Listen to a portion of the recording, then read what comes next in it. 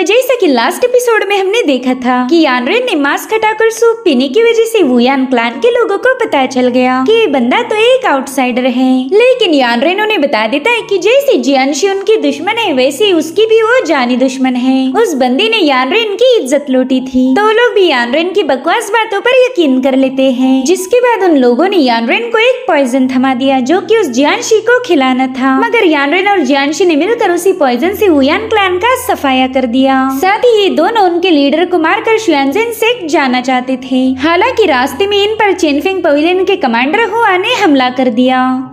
अब आगे तो इस एपिसोड की शुरुआत उसी सीन से होती जहां पर जियानशी ने हुआ पर अपनी सोड इल्यूमिनेशन टेक्निक का यूज करते हुए हमला कर दिया था। हुआ तुरंत ही समझ गया था कि ये बंदी तो एक जीनियस है, मगर यहाँ पर जियानशी पूरी तरह से एग्जॉस्ट हो चुकी थी, जिसके चलते यानरेन अब हुआ पर हमला करने के लिए निकल पड़ता है। हुआ ने उस पर अपनी सोड रिलीज करते हुए कई सारे हमले कर दिए, मगर यानरेन उतनी ही तेजी के साथ उन्हें काउंटर कर रहा था। इसी दरमियान एक मून ब्लेड आकर सीधा यानरेन पर अटैक करने वाली थी कि तभी बीच में एक पत्थर कर उस अटैक को डिस्ट्रॉय कर देता है। यानरेन कंफ्यूज था कि आखिर इस क्रूशल मोमेंट पर उसकी जान किसने बचाई होगी। इधर हुआ भी थोड़ा सा परेशान हो गया कि आखिर वहाँ पर किसकी एंट्री हुई है। वो इतना तो समझ गया था कि ये बंदा कोई मामूली कल्टीवेटर नहीं हो सकता, और उसे डिस्ट्रैक्ट होता हुआ देखकर यानरेन सीधे उस पर हमला करने कूद गया, मगर हुआ ने समय रहते खुद को बचा लिया था। जिसके बाद वो भी यानरेन पर अटैक करने की कोशिश करता है। यहाँ पर यानरेन ने पीछे हटते हुए अपनी किंग हे सोड की पावर्स को एक्टिवेट कर दिया था,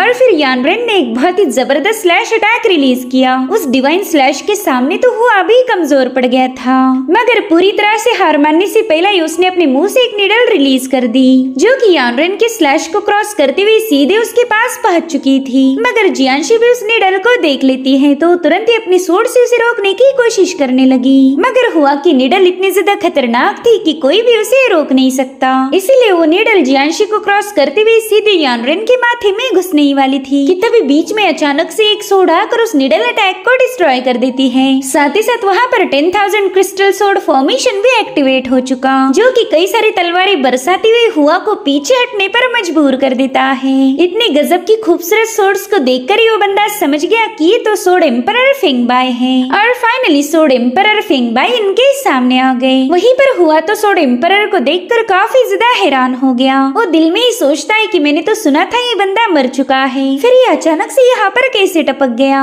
वो कहता है एम्परर मानना पड़ेगा आपकी तलवारें हवा से बातें करती हैं, लेकिन क्या आपको नहीं लगता कि आप हमारे चेनफेंग पवेलियन के मसले में टांग अड़ा रहे हो। जो सुनते ही सोड एम्परर ने गुस्से में आकर अपनी पावरफुल ऑरा रिलीज की। वो हुआ से कह रही थी कि मैं एक एम्परर हूँ तो मेरे सामने रिस्पेक्ट दिखाओ। तो हुआ तुरंत ही उन्हें ग्रीट करते हुए कहने लगा कि आप मुझसे काफी ज्यादा पावरफुल हो, इसलिए फिलहाल मैं आपके रास्ते में नहीं आऊंगा। अगर आज आप इन दोनों को बचाना चाहते हो तो ठीक है, लेकिन दोबारा हमारी मुलाकात जरूर होगी। इतना कहकर हुआ तुरंत ही वहाँ से रवाना हो गया, और फिर सोड एम्परर इन दोनों को अपने पीछे आने के लिए बताने लगे। अब सीन शिफ्ट होकर हम टियानफेंग क्लान के कुछ डिसाइपल्स को देख पाते हैं जो कि अपने सीनियर जाओ फेंगची के बारे में बात कर रहे थे। उनमें से एक बंदा कहने लगा कि हमारे सीनियर जाओ उस यानरेन को ढूंढने गए हैं। क्या तुम्हें वाकई लगता है कि चेनफेंग पवेलियन के साथ डील करने के लिए वो बंदा हमारी हेल्प करेगा? जिस पर उसका साथी कहता है ना, मुझे तो ऐसा बिल्कुल नहीं लगता। दरअसल मैंने उस यानरेन को अपने आंखों से देखा है। उस बंदे के पास बहुत ही अजीब सी सोड थी, और उस सोड को होल्ड करते साथ ही यानरेन की बॉडी में मानो कोई डीमन ही घुस गया था। उस बंदे को देखकर तो ऐसा बिल्कुल नहीं लगता कि वो राइचस पाथ को फॉलो करता होगा। मुझे तो ऐसा शक है कि वो बंदा सीक्रेटली चेनफेंग पवेलियन के लिए ही काम करता है। तभी एक तीसरा बंदा कहता है ना, तुम पूरी तरह से गलत हो। मुझे नहीं लगता कि यानरेन कोई इवल पर्सन है। अगर वो बुरा बंदा होता तो हमारे जाओ फेंगची कभी उसके पीछे नहीं जाते।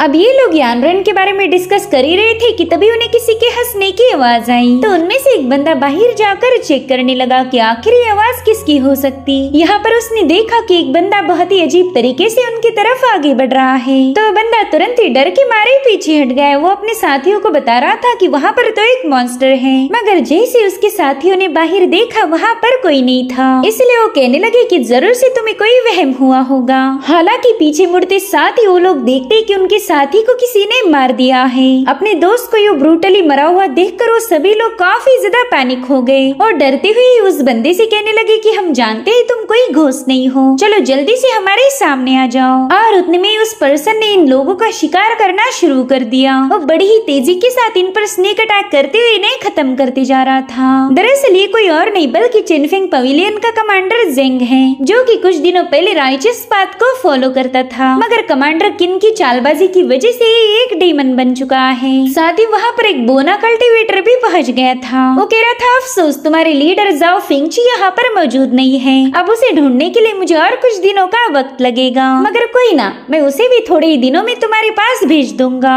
दरअसल ये बोना कल्टीवेटर कमांडर किन के लिए काम करता था। कमांडर किन ने उसे हुक्म दिया है कि जो भी चिनफिंग पवेलियन के खिलाफ जाएगा उन सबको मिट्टी में मिला दो। अब सीन शिफ्ट होकर हम देख पाते कि यानरेन ने स्वॉर्ड एम्परर के लिए एक डिनर प्रिपेयर किया था और रोस्ट की हुई फिश उनके सामने ऑफर करते हुए कहने लगा कि जरा इसे टेस्ट कीजिए, अगर पसंद ना आए तो मेरा नाम बदल देना। वहीं पर फिंग भाई उस फिश को काफी देर तक सूंघते रहे, जिसके बाद वो उसका एक बाइट लेते हैं और वो उन्हें काफी ज्यादा डिलीशियस लगा, इसलिए वो तुरंत ही उस रोस्टेड फिश पर टूट पड़े। इधर जियांशी उनसे पूछती कि सीनियर मैंने तो सुना था कि आप रिटायर्ड हो चुके हो, तो आज आपका यहाँ पर अचानक से आना कैसे हुआ। तो फिंग भाई यानरेन से कहते कि मैं जानता हूँ तुम्हारे पास एक लेटर है जो कि तुम्हारे मास्टर जू ने तुम्हें शुएनजन सेक्ट तक पहुँचाने का काम दिया है। तो यानरेन थोड़ा सा कंफ्यूज होकर उनसे पूछने लगा कि सीनियर भला आपको ये बात कैसे पता चली। तो स्वॉर्ड एम्परर कहते बच्चे ऑफ कोर्स मुझे ये बात मास्टर जू ही बता सकते हैं। जो सुनते यानरेन ने तो तुरंत ही जाकर एम्परर को कस के पकड़ लिया। उनसे पूछता है कि मेरे मास्टर कहाँ पर हैं? क्यों किन के अटैक में जिंदा बच गए? अगर वो जिंदा है तो फिर मुझे ढूंढने क्यों नहीं आए? इधर एम्परर सोचते अरे ये बंदा तो सीधा गुस्ताखी पर उतर आया।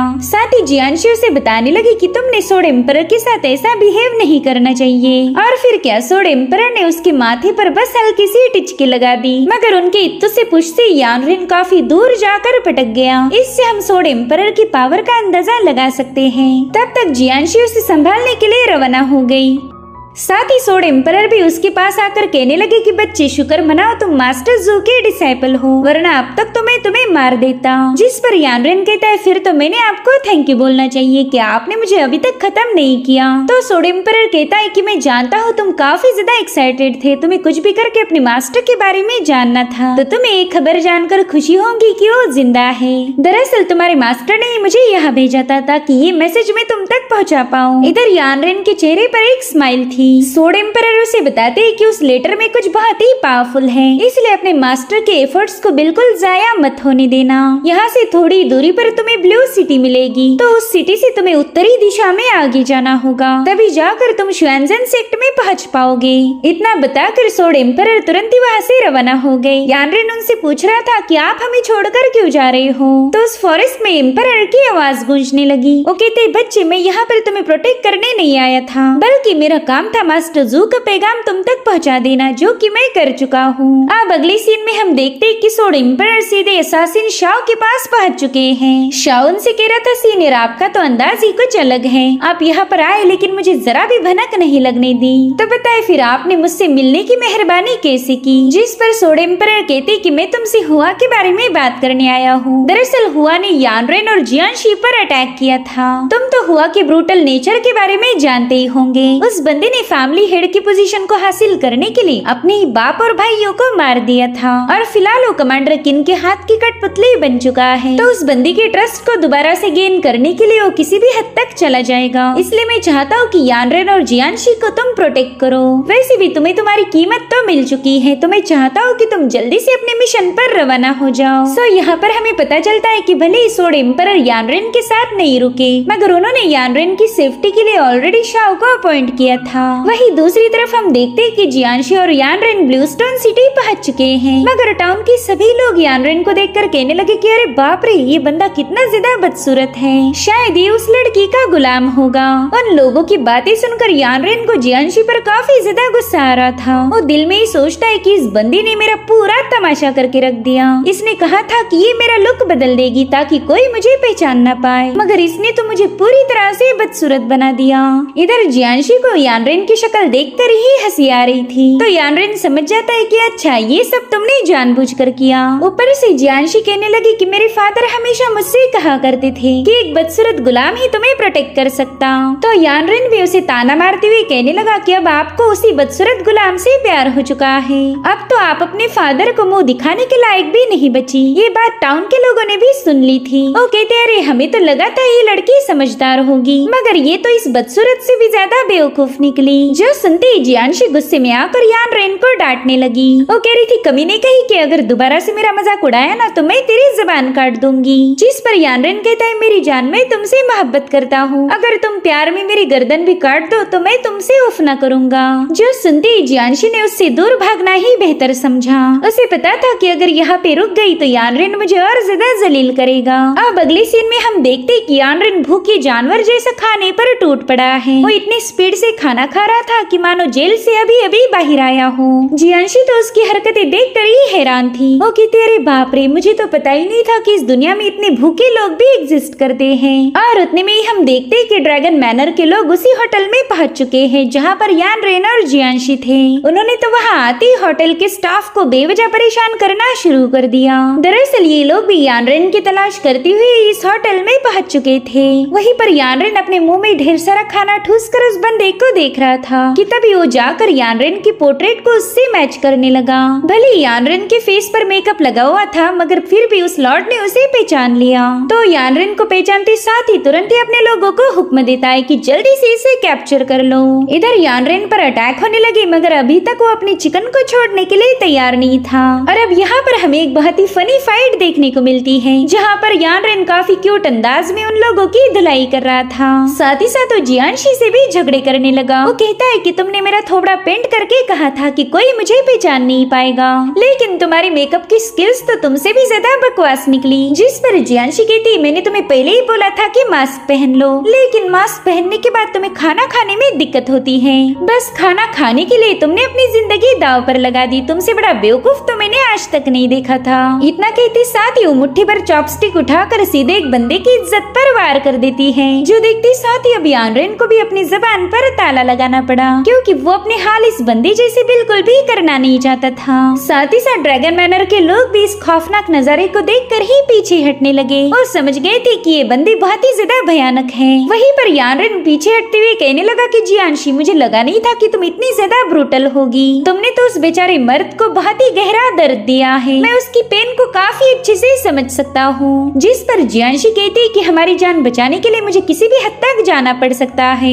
इसलिए खबरदार जो मेरे एक्शन पर उंगली उठाई। जिस पर यानरेन कहते हैं ना ना तुमने तो बहुत अच्छा काम किया है। इधर ड्रैगन मैनर का लॉर्ड अपने सिपाहियों पर काफी ज्यादा भड़क गया था। वो कहता है पता नहीं तुम किस चीज से डर के मारे पीछे हट रहे हो, जल्दी से जाकर उन पर हमले करो। लेकिन जियांशी पर हमला कर पाए उनमें इतनी हिम्मत ही नहीं थी क्योंकि अभी भी इस बंदी के हाथ में 2 चॉपस्टिक्स हैं। जो देखकर यानरेन कहने लगा कि मैं जानता हूँ तुम कमजोर का ही शिकार करोगे। और फिर यानरेन वहाँ की सारी डिशेस उठाकर उन लोगों पर फेंक के मारने लगा और तभी एक बॉल सीधे उनके लीडर के मुंह पर जाके हिट हो गया। इससे तो बंदा काफी ज्यादा भड़क गया था, इसलिए उसने सीधे जाकर यानरेन पर हमला कर दिया। मगर यानरेन जंप लगाते हुए उसके अटैक को डॉच कर देता है। उसे पता था कि इतने सारे लोगों को एक साथ निपटना उसके लिए आसान नहीं होने वाला, इसलिए यानरेन तुरंत ही जियांशी का हाथ पकड़कर होटल से भाग निकला। साथ ही ड्रैगन मैनर के सिपाही भी उनके पीछे पड़ चुके थे। और तभी हम देखते हैं असैसिन शाओ को, जो कि जियांशी और यानरेन को फॉलो करते हुए ब्लूस्टोन सिटी में पहुंच चुका है। उसने देखा कि यहाँ पर तो ऑलरेडी काफी ज्यादा धूम मची है। ड्रैगन मैनर के कई सारे लोग इन दोनों को मारने के लिए उनके पीछे पड़े थे और अब जियांशी और यानरेन ने भी उनके साथ फाइट करना शुरू कर दी। जियांशी देखती है कि यानरेन एक बंदे को फॉलो करते हुए वहाँ से गायब हो चुका है। दरअसल उस बंदे के मुसलसल हमलों को डॉच करते हुए एक पतली गली में पहुंच चुका था। वो बंदा उस पर स्लैश अटैक रिलीज करते हुए कहने लगा कि अब देखता हूँ तुम कहाँ भागोगे, ये गली यहाँ से आगे जाकर ही खत्म होगी, तो यहाँ से भागने का तुम्हारे पास और कोई रास्ता ही नहीं है। वहीं पर यानरेन उसके एक बहुत ही खतरनाक स्लैश को डॉच करते हुए कहने लगा कि पता नहीं तुम मुझ पर इतने ब्रूटल अटैक क्यों कर रहे हो। हमारे दरमियान तो कोई पुरानी दुश्मनी नहीं, इनफैक्ट मैंने तो तुम्हारी शक्ल भी नहीं देखी थी, तो क्यों ना अटैक करने की बजाय हम प्यार से बात करके इस मसले को हल करें। लेकिन वो बंदा तो उसकी एक नहीं सुनता। जो देख यानरिन कहता है कि वैसे तो मैं तुम्हें मारना नहीं चाहता था, लेकिन अब तुमने ही एक्शन लेने पर मुझे मजबूर किया है। इतना कहते साथ ही उसने तुरंत ही अपनी किंघे सोड को बाहर निकाल लिया। लेकिन बेचारे यानरिन की तो किस्मत ही खराब थी। दरअसल वो गली पतली होने की वजह से किंघे सोड उसी में फंस जाती है। तो यानरिन अपनी सोड से कहने लगा, मेरी जान ये फंसने फुसने का टाइम नहीं है, जल्दी से मेरे हाथ में आ जाओ। और फिर वो अपना पूरा दम लगाते हुए अपनी फंसी हुई सोड को निकालने की कोशिश करने लगा, लेकिन किंघे सोड तो उसकी एक नहीं सुनती। साथ ही साथ यानरिन की हरकतें देखकर उस बंदे को भी हंसी आने लगी। वो कहता है, लड़के अब तो कोई तुझे बचा नहीं सकता। इतना कहते साथ ही उसने तुरंत ही यानरिन पर हमला कर दिया। अब ये सीन यहीं पर कट होकर हम जियानशी को देख पाते हैं, जिसने ड्रैगन मैनर के सभी सिपाहियों को निपटा दिया था। और उतने में ही उसे यानरिन की आवाज आई तो तुरंत ही उसे ढूंढने के लिए रवाना हो जाती है।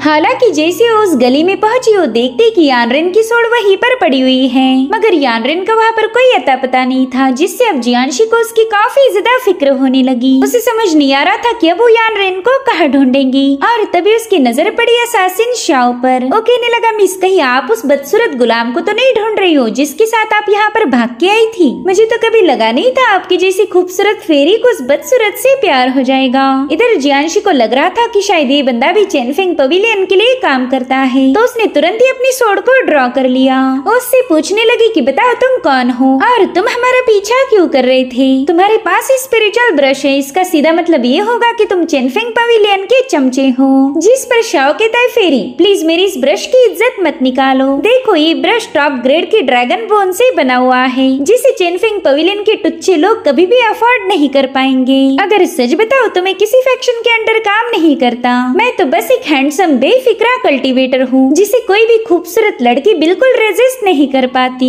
हजारों लड़कियाँ मेरे प्यार में पागल हैं। इनफैक्ट शादीशुदा औरतें भी मेरा पीछा नहीं छोड़ती। वैसे मैंने अपनी काफी सारी तारीफें की, बस नाम बताना भूल गया। So my cute little fairy, मेरा नाम है शाओयाओ। जिस पर जियानशी कह रही थी, शाओयाओ मैंने तुम्हारी काफी तारीफें सुन रखी थी। आज तक तो मुझे यही गलतफहमी थी कि ड्रैगन बोन प्रिंस शाओयाओ काफी ज्यादा बहादुर होगा, लेकिन तुमने तो एक ही पल में मेरे जज्बात बदल दिए। मुझे लगा नहीं था कि तुम एक नंबर के लड़कीबाज होंगे। जिसके बाद वो अपनी सोड उस पर पॉइंट करते हुए कहने लगी कि चलो जल्दी बताओ मेरा बदसूरत गुलाम कहाँ पर है। तो शाओ तुरंत ही रूप से छलांग लगाते हुए सीधे उसके पीछे आ गया। यहाँ पर भी जियानशी ने अपनी तलवार उसके गले पर पॉइंट की थी, मगर शाओ अपने फैन से उसके अटैक को रोक लेता है। वो जियानशी से कहता है, पता नहीं तुम उस बदसूरत गुलाम के पीछे क्यों पड़ी हो, क्यों ना उसे छोड़कर तुम मेरे साथ चलो, हम दोनों मिलकर पूरे मार्शल वर्ल्ड को एक्सप्लोर करेंगे। इनफैक्ट मैं तो तुम्हारा डाउ कंपेनियन बनने के लिए भी तैयार हूँ। तुम खूबसूरत और मैं हैंडसम, हम दोनों की जोड़ी तो कमाल की होगी। साथ ही मैं तुमको इस कदर मजे दूंगा कि तुम कभी मेरा साथ नहीं छोड़ पाओगी। जो सुनते ही जियानशी ने गुस्से में आकर उस पर हमले करना शुरू कर दिए। वो कह रही थी कि तुम्हारे जैसे वाहियात बंदे को जीने का कोई हक नहीं है। इधर शाओ बड़े ही मजे के साथ उसके सारे अटैक को डॉज कर रहा था। और फिर वो जियानशी से थोड़ी दूरी पर जाने के बाद कहने लगा कि अगर तुम अपने उस बदसूरत गुलाम को ढूंढना चाहती हो तो मेरे पीछे आ जाओ। जो सुनते साथ ही जियानशी तुरंत ही उसे फॉलो करने लगी। शाओ छतों पर छलांगे लगाते हुए बड़ी ही तेजी के साथ आगे बढ़ रहा था। साथ ही वो जियानशी से कह रहा था कि जब तुम्हारे जैसी खूबसूरत लड़कियां मेरे पीछे भागती हैं, तब तो मुझे काफी ज्यादा खुशी मिलती। ऐसा लगता है कि मैं ही इस दुनिया का सबसे हैंडसम बंदा हूँ। और फिर वो अपने फैन को थ्रो करते हुए सीधे जियानशी के पास आ जाता है। उसके एकदम करीब जाकर कहने लगा कि मिस आप तो हाथ धोकर मेरे पीछे पड़ गई, कहीं आपका मुझ पर दिल तो नहीं आ गया? ये सब बस जियानशी को चिढ़ाने के पैंतरे थे। वहीं पर जियानशी को उसकी फ्लर्टी बातों से काफी ज्यादा गुस्सा आ रहा था, जिसके बाद शाओ दोबारा से उसे अपने पीछे भगाने लगा। यहाँ पर जियानशी ने उस पर काफी क्लोज स्ट्राइक की थी, मगर शाओ बेंड होकर खुद को बचा लेता है। और अब जियानशी के अटैक से बचते हुए वो बंदा एक रूफ टॉप पर पहुँच गया, लेकिन जियानशी यहाँ आकर उस पर एक और हमला कर देती है और इसे भी शाओ ने डॉज कर लिया था, मगर इसी चक्कर में जियानशी नीचे गिरने लगी। हालांकि शाओ ने बड़ी ही तेजी के साथ जाकर उसे होल्ड कर लिया। यहाँ पर इन दोनों के दरमियान एक रोमांटिक मोमेंट क्रिएट हुआ था और अब शाओ अपने इसी ग्रेशियस अंदाज में जियांशी को लेकर नीचे आ गया। नीचे आते ही जियांशी तुरंत ही उससे दूर हट गई। उसे समझ आ चुका था कि एक पल के लिए इसे ही वो इस बंदे की चार्म में फंस गई थी। और तभी शाओ देखता है कि जियांशी की सोड अपनी पावर को रिलीज करने वाली है और इस पर जियांशी का कोई कंट्रोल नहीं था। लेकिन शाओ ने फटाक से जाकर उस ऑरा को रिलीज होने से रोक लिया। वो जियांशी से कह रहा था कि यहाँ पर काफी सारे दुश्मन हैं, इसलिए गलती से भी अपनी पहचान को रिवील मत करो। यहाँ पर जियांशी समझ जाती है कि ये बंदा उनकी मदद करने आया था। और इसी के साथ एपिसोड यहीं पर एंड हो जाता है। Thank you so much for watching. Bye bye, take care.